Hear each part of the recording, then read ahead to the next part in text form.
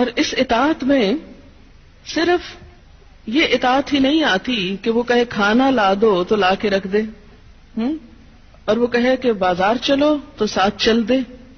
اس اطاعت میں شوہر کی جسمانی ضرورت پوری کرنے کی اطاعت بھی شامل ہے، جسے بعض اوقات بہت سی پڑھی لکھی خواتین اپنے حق میں ایک ظلم سمجھنے لگتی.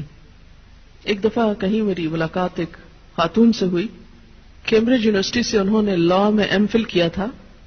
تو مجھ سے کہنے لگی کہ میرا ایک مسئلہ ہے. میں نے کہا بتائیے. کہنے لگی کہ میرا شوہر مجھے ریپ کرتا ہے میری مرضی کے بغیر. میں نے کہا قانون پڑھ کے قانونی ٹرمز ہی گھر میں بھی استعمال ہوں گی. شوہر اور ریپ، میرا تو سر چکرا گیا.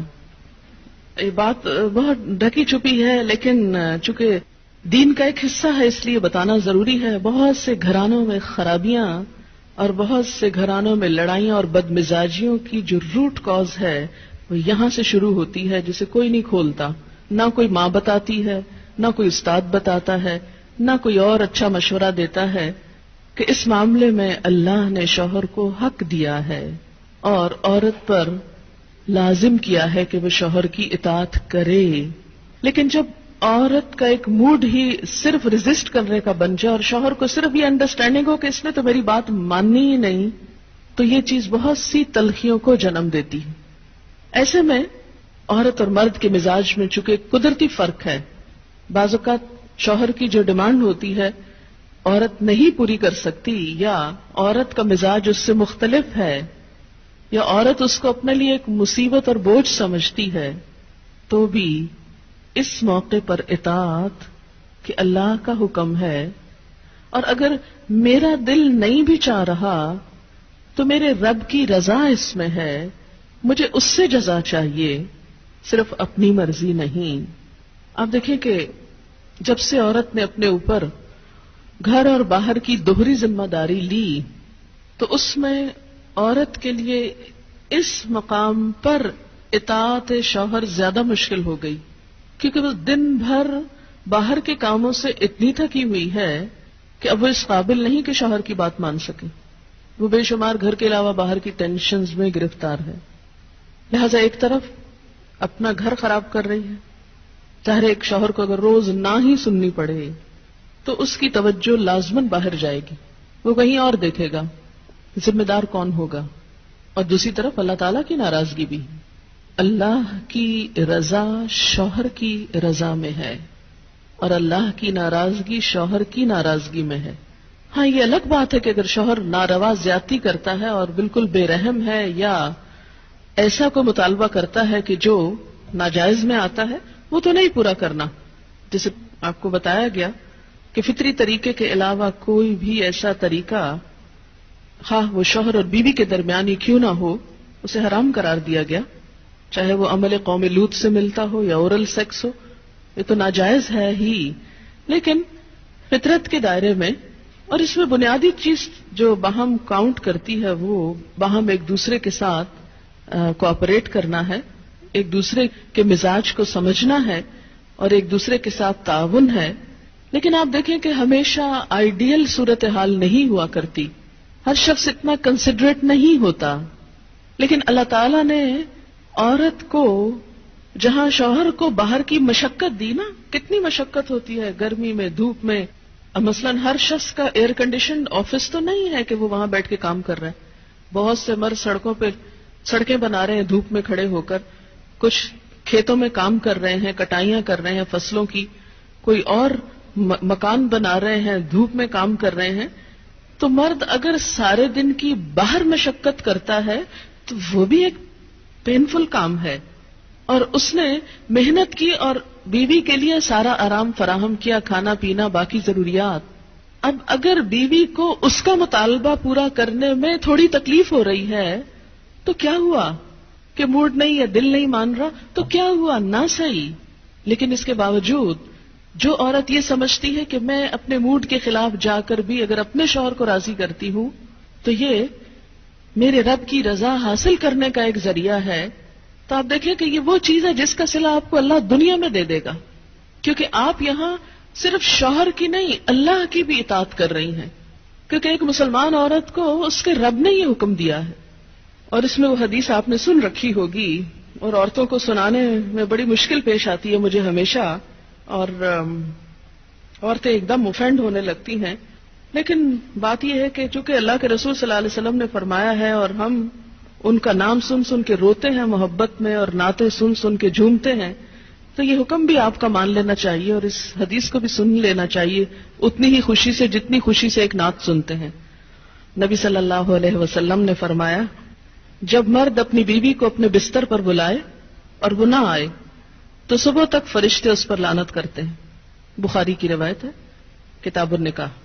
ٹھیک ہے اس میں کہ اگر بیوی بیمار ہے یا اسے کوئی ایسی تکلیف ہے یا کوئی جینوئن ریزن ہے تو اس میں اللہ تعالیٰ اتنے بے رحم نہیں ہے کہ وہ دیکھ رہے ہیں کہ ایک عورت بخار میں پڑی ہے اور اس کا شوہر اس سے مطالبہ کر رہا ہے اور عورت نے نہیں مانا تو اس پہ لعنت بھجوانی شروع کر دی جائے. نہیں، یہاں ایک نارمل حالات کی بات ہے.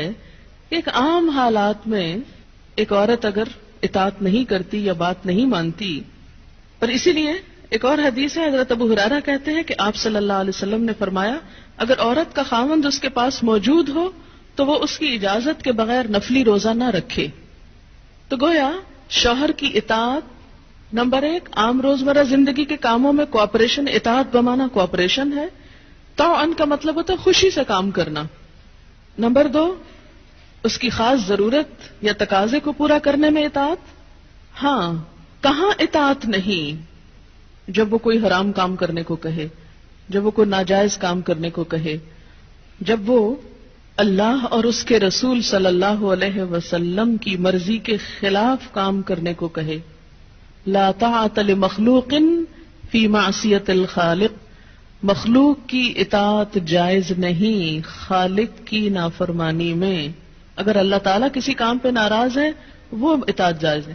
بہت سی خواتین کو دیکھا ہے جہاں اللہ کی نافرمانی ہو رہی ہے وہاں تو شوہر کی بات بھاگ بھاگ کے مانی جا رہی ہے، اس لیے کہ وہ اپنے نفس کے مطابق ہے نا. آپ سب جانتے ہیں کہاں کہاں. لیکن جہاں شوہر کی اطاعت اللہ کی رضا کے مطابق ہے لیکن ہماری رضا کے خلاف ہے تو پھر ہم وہاں نہیں بات مانتے. تو بسا اوقات ہم بظاہر اللہ کی رضا کا لیبل تو لگاتے ہیں، ہوتی اندر سے اپنے نفس کی اطاعت ہے. اور بعض اوقات شوہر کی اطاعت کا لیبل لگاتے ہیں لیکن وہاں بھی اصل میں نفس کی اطاعت ہوتی ہے کہ ہمارا اپنا دل وہی چاہ رہا ہوتا ہے جو شوہر چاہتا ہے اس وقت. بعض اوقات کئی غلط کام شوہر چاہتے ہیں نا کہ بیوی کرے، ہم خود بھی وہ چاہ رہے ہوتے ہیں ساتھ، اس لیے آڑ لے لیتے ہیں جی شوہر نہیں مانتے. مثلا سر ڈھکنا شوہر کو پسند نہیں، کیا کریں، اب شوہر کی اطاعت بھی تو اللہ ہی نے کہا ہے. یہاں شوہر کی ہم 100% اطاعت کو تیار ہو جاتے ہیں کیونکہ اندر سے اپنا دل جو ساتھ ہے. لیکن جب رات کو شوہر بلائے تو وہاں اپنا دل نہیں، لہذا چاہے اللہ تعالیٰ کتنا ہی فرمائے سب اطاعت بھول جاتے ہیں. تو ایک مسلمان عورت، ایک فرما بردار عورت شوہر کے لیے اطاعت گزار ہے. میں کہتی ہوں کہ اگر عورتیں صرف اس آیت کے چھوٹے سے حصے جو 2 لفظ پر مبنی ہے فالصالحات قانتات پر عمل کریں، ان کے گھریلو زندگی کے 50% مسائل خود حل ہو جائیں گے. آدھے مسئلے یہیں سے حل ہو جائیں گے کیونکہ مرد سیٹسفائیڈ ہوگا، اس کی نگاہیں اور عزت محفوظ ہوگی تو وہ اپنا کوئی بھی کام دل جمی سے کر سکے گا. اگر وہ مطمئن نہیں گھر کی طرف سے تو گھر تو کیا باہر بھی وہ کام درست طور پر نہیں کر سکے گا. تو فالصالحات قانتات، نیک عورتیں فرما بردار ہوتی ہیں. نبی صلی اللہ علیہ وسلم نے فرمایا بہترین بیوی وہ ہے جس کی طرف تم دیکھو تو وہ تمہیں خوش کر دے، جب تم اسے کسی بات کا حکم دو تو بجا لائے، اور تمہاری عدم موجودگی میں تمہارے مال اور اپنی ذات کی حفاظت کرے. تو ہمیں ایسی بہترین عورت بن کے دکھانا ہے. رسول اللہ صلی اللہ علیہ وسلم نے فرمایا اللہ تعالیٰ اس عورت کی طرف نظر رحمت سے نہیں دیکھتا جو خاوند کی شکر گزاری نہیں کرتی، حالانکہ وہ اس سے بے نیاز نہیں ہو سکتی، اس کے بغیر رہ بھی نہیں سکتی، لیکن جب وہ ہوتا ہے تو اس سے وہ صرف لڑائی کرتی رہتی اور گلے شکوے کرتی رہتی، کمپلینٹس ہر چیز میں کمپلینٹس. تو شوہر بھی چاہے اس کے پاس کتنی بھی جسمانی طاقت ہے یا مالی طور پر بہت سٹیبل ہے، وہ انسان ہے، ہیومن بینگ ہے، وہ بھولتا بھی ہے، وہ غلطی بھی کرتا ہے. تو ایسی چیزوں کو اگنور کر دینا چاہیے. ہمیشہ گنتی کر کے رکھیں کہ اس کے احسانات کتنے ہیں اور اس کی غلطیاں کتنی ہیں. اگر وہ برابر ہو تو بھی شکر گزار رہیں، اور اگر اس کی نیکیاں یا احسانات زیادہ ہوں اور غلطیاں کم ہوں تو غلطیوں کی بنا پر اس کی ناشکری نہیں کریں.